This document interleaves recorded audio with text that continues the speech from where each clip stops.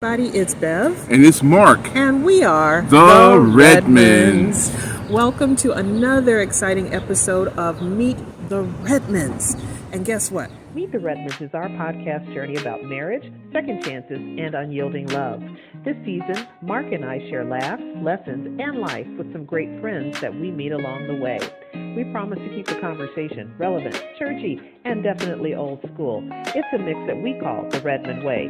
Season 2 of Meet the Redmonds starts streaming October 1st on OCPITV.com every Sunday, 5:30 across all time zones. We'll meet up with you soon. Hey everybody, it's Bev. And it's Marq. And we are The Redmonds. Welcome to another exciting episode of Meet the Redmonds. And today we are talking about Let's Get Married. What was that song by Jagged Edge?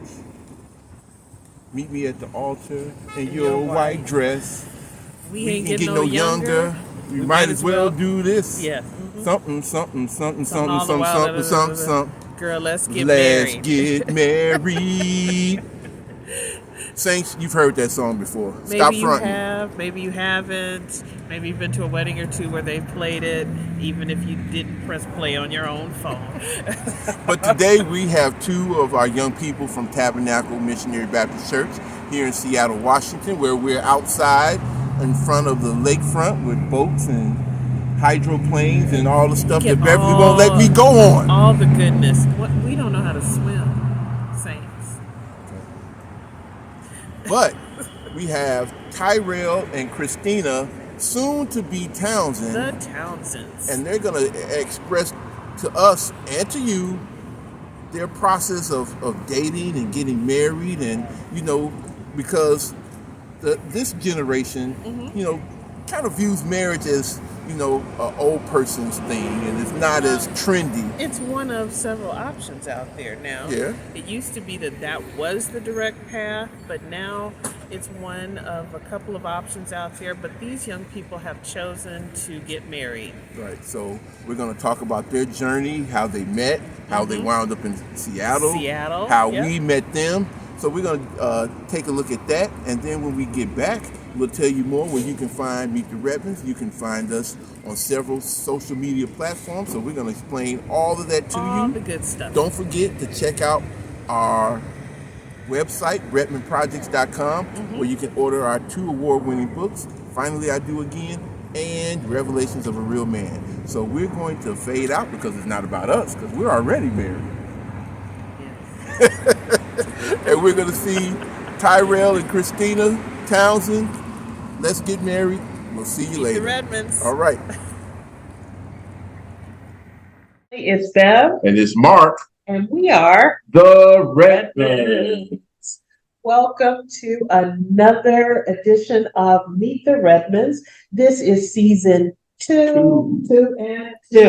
We have been blessed to come into another season, and we're excited to share that with you.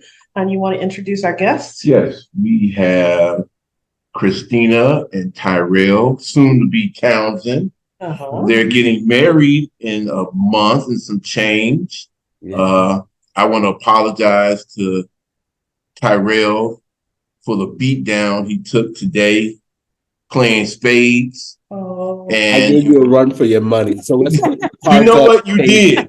But you know what? If we were both in our environments like we normally would have, it would have been some different outcomes. And we really could get loose like we want to in the church parking lot. So, discretion is the better part of valor. Something like, isn't that right? I believe that is the same. Right. Yes. I think I traumatized Angelica. Oh no! That's probably true. She was kind of spooked. Spooked about what did you do? She didn't know how to play. Oh, yeah, it was a rough learning experience. It was rough. Angelica, I'm in the Uno world, so I so is she. Uno, I stay way back. So I feel you. Well, we're gonna get started. This episode is entitled "Let's Get Married." Yes. And you guys are getting married when? November the what?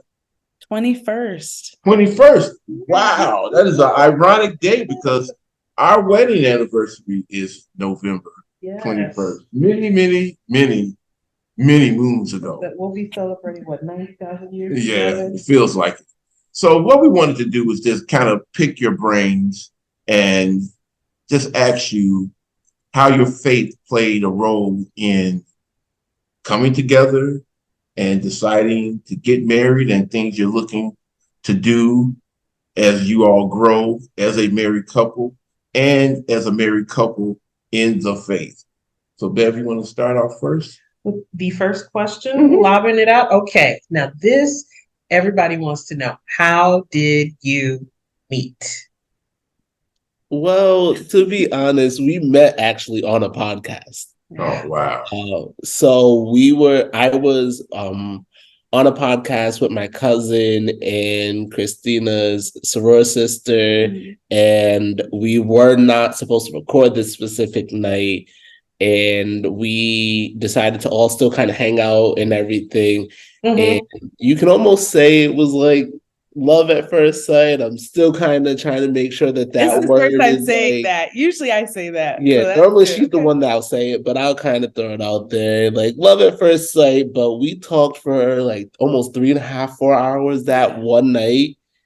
Beyond the podcast? No, we didn't even shoot the podcast. They didn't even record that night. It was almost happenstance that we were even there because they canceled the shooting. Exactly. And that's so we talked for about 3 or 4 hours, and then we had tried to hang out the next day, but just weather and everything didn't work in our favor, and then it kind of just went from there. And now, almost 3 years later, we're still on this journey. Yeah. Was marriage on either of your minds when you met? No. Yeah, I don't, I think I always dated knowing I wanted to be married. But when we met, I was in a very comfortable phase with my single life. Like I, had a moment where I just needed hyper independence. And I was able to sit in that. I was living on my own, was in school, all these things. And so I wasn't really looking for anything, but when it showed itself, right? Like when, you see somebody and you're like, oh, this is a weird level of connection. I can't let it go. Like we got to now figure out what's happening here. And I think that's what ended up getting us stuck. Emotional. I'm getting emotional.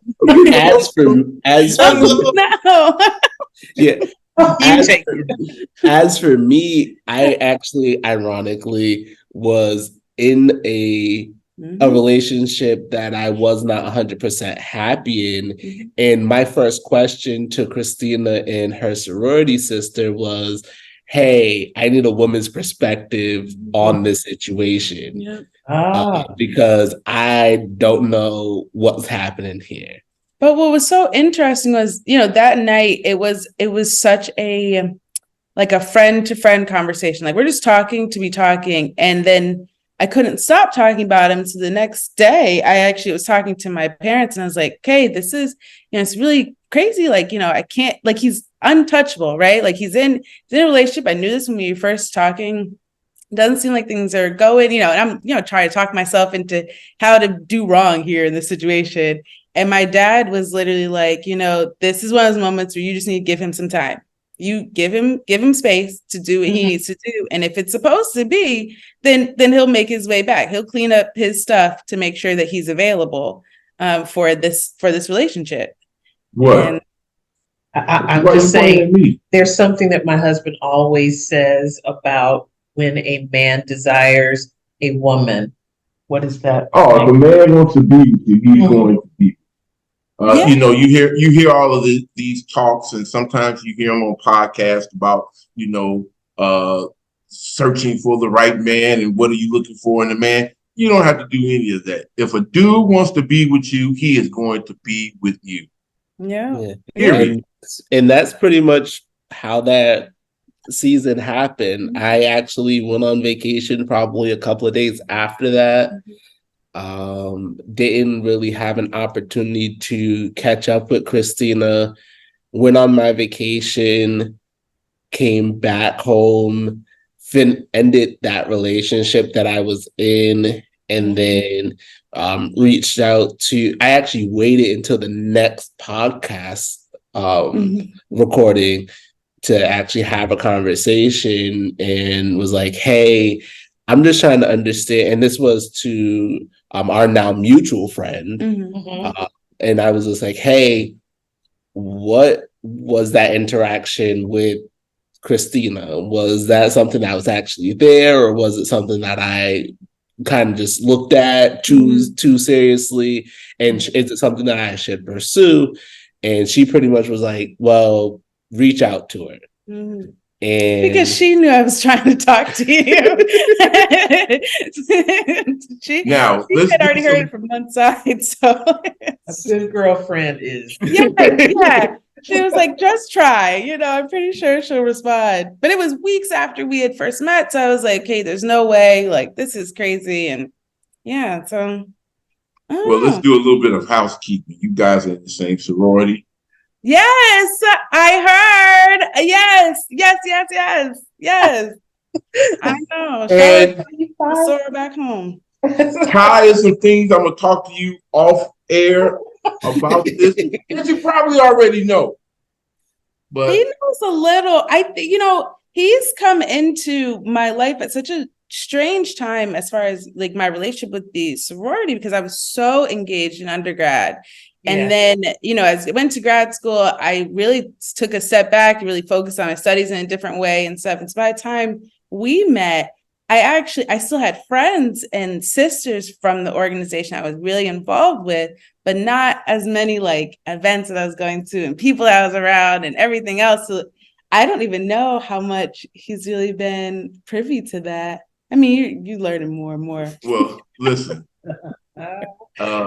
I did intake during our marriage? Right. So yes, I did. First got married. Yeah. So you knew. Yeah, you learned a lot then. These women have been to our home, have almost tore up our home. With all the rehearsals. I've been out and about, and I've heard some people calling my name, Marq. And quick story.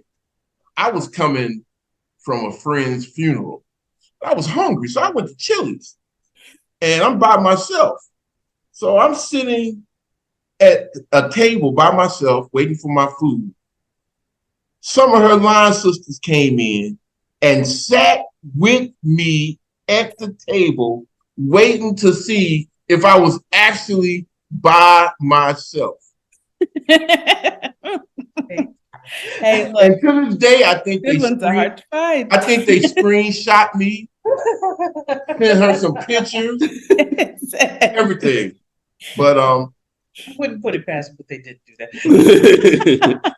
It's been an adventure hanging out with the women of Zeta Phi Beta. Now, wait, we didn't even ask them what they do. Surely all we know is that they're in love. That is a big qualifier. So what are your careers? Where are your professional lives taking you? Doesn't matter who goes first. Yeah, I am a scientist. I work at UW right now in their Diabetes Research Institute. So studying just how the body works and how diabetes occurs and how obesity occurs. It's been a really interesting journey, but that's actually the reason why we got out here. So coming out to keep, moving up my career and things like that. So, yeah. What about you, Ty? I am in real estate. I worked as a broker and real estate agent in commercial and residential properties out in Rhode Island for several years before we up and moved out here and now relaunching in this market.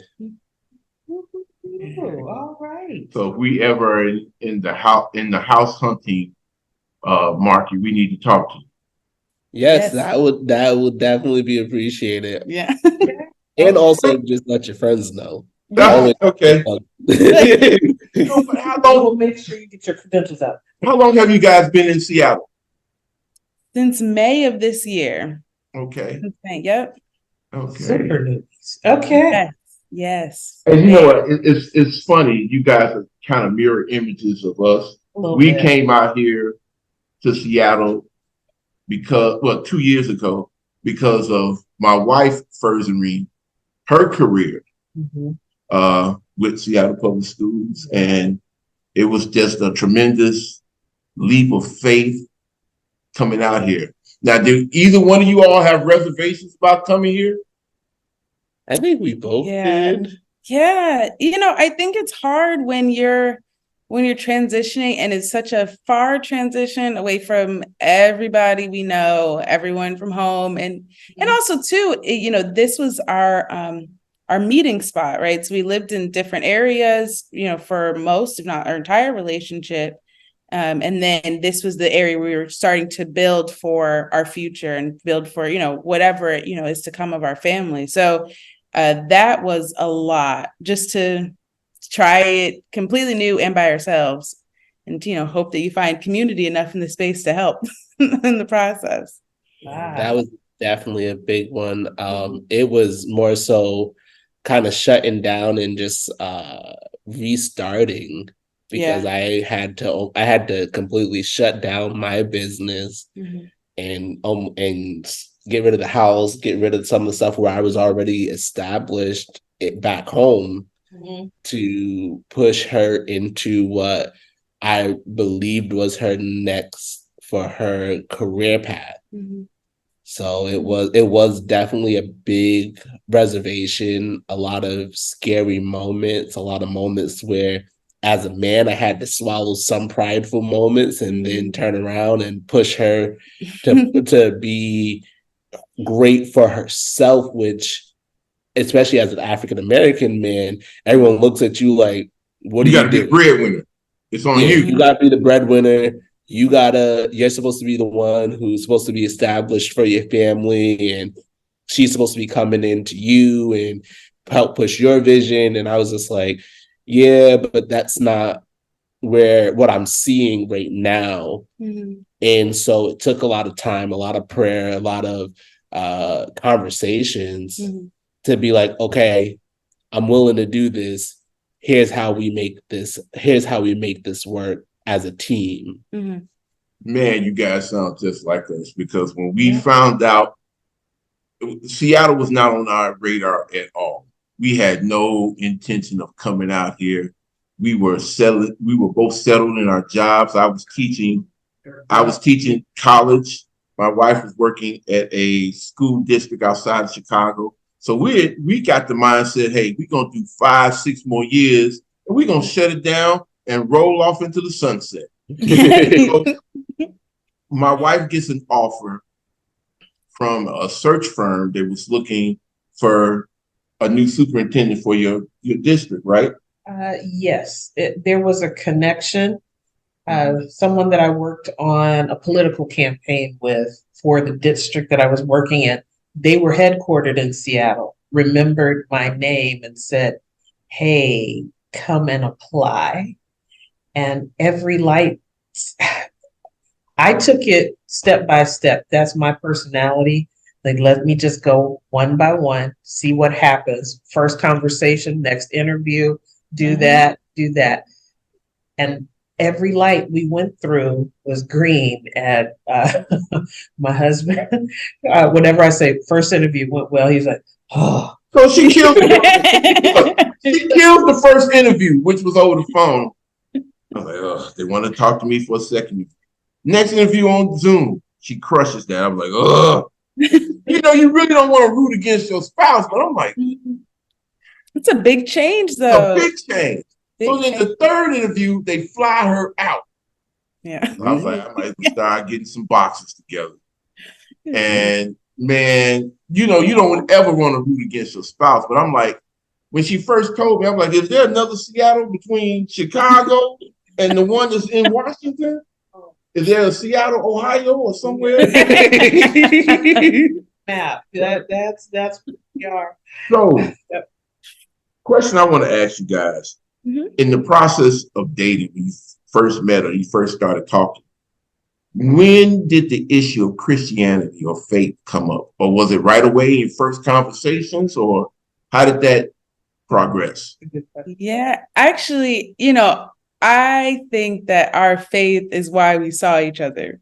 That night when we met, I was in my own bubble talking to my girl. He was really trying to have a conversation with us about this woman he was having issues with, and we were just in two different zones, the whole time. And then he had said something just about trying to find somebody who understood church, but also was a real person, right? Like who wasn't so stuck in, religiosity that they missed out on just being a human in all the other ways that we are humans. Mm-hmm. And when he said that, I was like, okay, my ears perked up, like, all right, let's talk church. And we talked church most of that night. Most of that night was just about, who we were, what we believed our gifts were in ministry, what we believed were scriptures that kind of set that, where our fears were, where it was just random, like, okay, here is me, pushing you to be great. You push me, and now we're disappearing into, the wilderness. And so when we started dating, we knew that was pretty much where we already were as far as like Christians. And funny enough, we had to go back and then be like, hey, well, who are you as a person? Like, what do you like to do? What's your favorite color? What's, all those things that we just haven't talked about at all, because we were really engaged with that idea that we were both super into our faith and had already had moments in life where we had to lean on it differently. Mm-hmm. And so it became really important at that time when we met, because we were both just going through and yeah, it worked out well. It worked out well because the rest of that year ended up being crazy for both of us. So we needed it even more after that. But yeah. But it was, I think that was the main part. That's what happened. Yeah, I think Christina pretty much said it best. It was the foundation of our relationship, because even the way, like she said, when we first met that first night, our first interaction, I almost looked past her girlfriend, who I knew, mm-hmm. and had hours of recordings with. Mm-hmm. And was like, who are you? Mm-hmm. Mm-hmm. I see you differently than I have seen your friend, the space. Something is drawing me to you. Mm-hmm. But at that time, I was in such another place with my previous relationship. I was just like, I see you, but I can't place you right now. Okay. So I don't know what your value is, but I know that you have something. And like, this is where we started talking in the midst of a group of people, mm-hmm. to each other. And I'm just like, I can see you differently, and I can see your spirit, and I can see exactly what value you have, but I can't place it because I wasn't in the position to place her correctly. Mm-hmm. That's fair. Wow. Yeah. That's deep. we weren't that deep when you started dating. I know. I'm just gonna say we're a little bit older than me. Maybe a decade too. We were in different spaces. However, where we were spiritually, both of us had a background of being in church, mm-hmm. and individuals of faith, Christians, mm-hmm. For the bulk of our lives. Your dad was an usher, your mom. He was a church clerk, president of the General Mission Board, mm-hmm. just about everything. So my dad and my mom actually birthed out and founded a church. My dad eventually became a bishop. So oh my God. This is so strange. Christianity. Sorry, I get why this is strange. Sorry, my dad's a bishop in Connecticut, so that's that. It's really, this conversation's getting weirder and weirder. We're gonna have a good old time. Yeah, this is gonna be great. And my father is a minister at a church in North Carolina, but my mom has worked as a deacon, trustee, and currently the chair deacon at my former church, mm-hmm. that I left right before we moved out here. Yeah. Mm-hmm. Wow. So had that very much in common. And I would say, if you're going on a list, we also met online.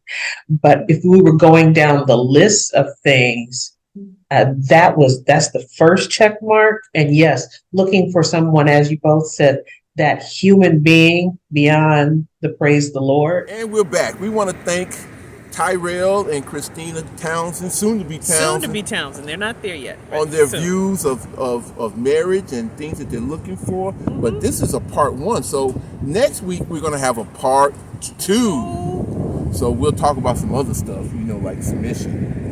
The S word. The S word. Yes. And the C word, cooking. Cooking and fixing plates. All that good stuff. All of the things. And I don't know if it's black culture, black marriage, black Christian marriage, all of that. But we have some tidbits that we're going to share with you why that was a thing or is a thing now about the fixing of the plates. So we're going to get out of here. We're going to enjoy this view we have in the background of the boats. I want to get on the hydroplane thing and we have to sign waivers. I gotta go check our life insurance first. But again, you can find us on Sundays at 5:30, wherever you are. Mm-hmm. East Coast, West Coast, Central, Mountain. You always forget Mountain's time zone.